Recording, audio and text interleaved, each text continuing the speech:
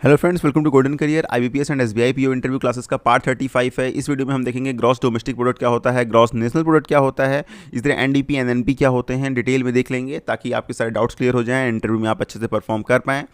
SBI and IBPS PO की interview classes join करना है तो वीडियो के डिस्क्रिप्शन बॉक्स में लिंक दिया हुआ है ताकि आप सारी वीडियोस फुल लेंथ देख पाएँ। 499 रुपीज़ की क्लास है, 75 डेज़ की वैलिडिटी है। और परचेज करने के बाद लॉगिन में कोई इशू आ रहा है तो मेल करिए interview@goldencareer.co.in पर। चलिए अब हम देखते हैं GDP GNP and NDP NNP क्या होते हैं लेंगे।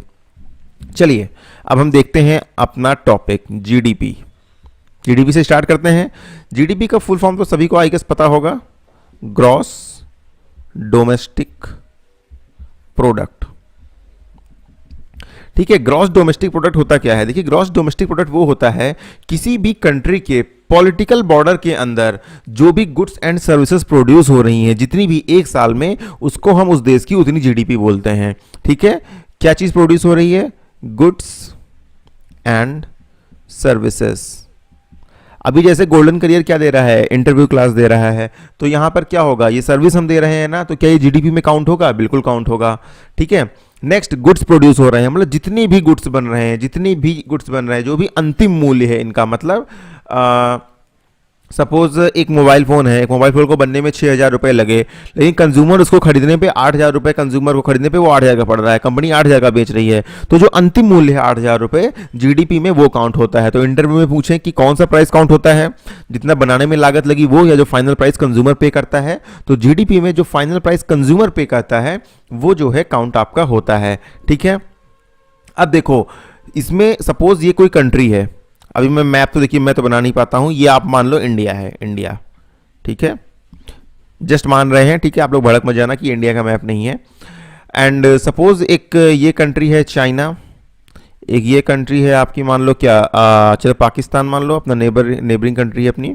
ठीक है, अभी मान के चलिए कोई इंडियन कंपनी है, वो पाकिस्तान में अपना प्लांट लगा रही है, और वहां पर कुछ चीज़ों को प्रोड्यूस कर रही है।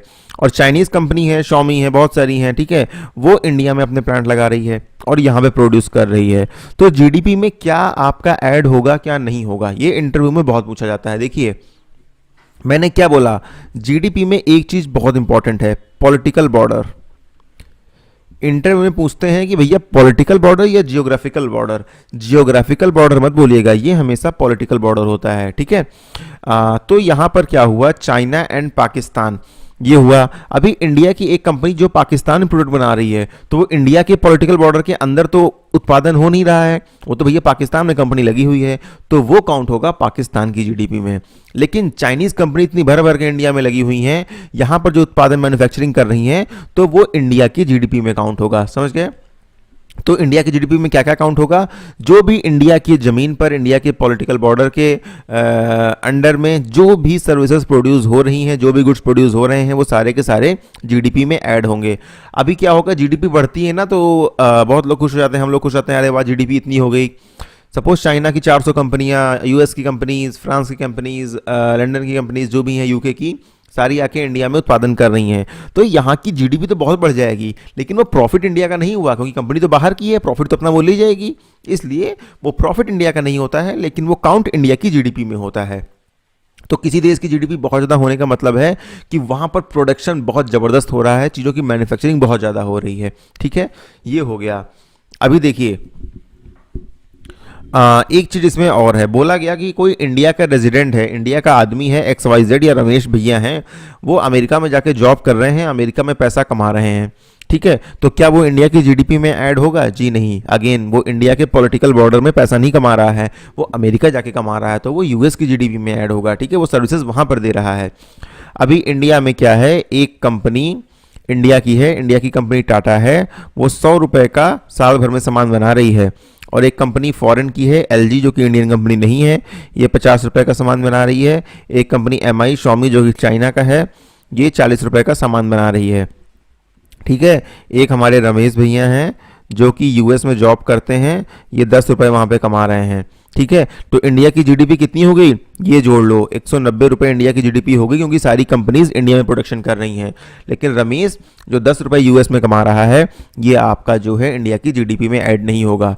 किस में ऐड होगा? अभी जब आप जीएनपी, एनडीपी, एनएनपी सब समझेंगे ना, तब बढ़िया समझ में आएगा। तो इस तरह से यहाँ पर आपकी इंडिया की इंडिया कह रहा हूँ, आपने जीडीपी का कॉन्सेप्ट समझ लिया। गुड्स एंड सर्विसेज, वो आप फिजिकल फॉर्म में गुड्स हो या किसी भी तरह की सर्विस हो, इंटरनेट की सर्विसेज प्रोवाइड हो रही हैं, उसमें कोई चीज़ तो बन नहीं रही है, या हम इंटरव्यू क्लास दे रहे हैं, कोई चीज़ तो बन नहीं रही है, सिर्फ एक सर्विस है। तो सर्विस और गुड्स दोनों यहाँ पर इंक्लूड होते हैं।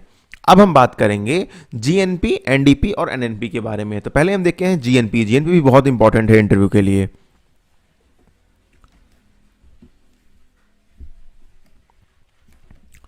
जीएनपी, जीएनपी का मतलब हुआ ग्रॉस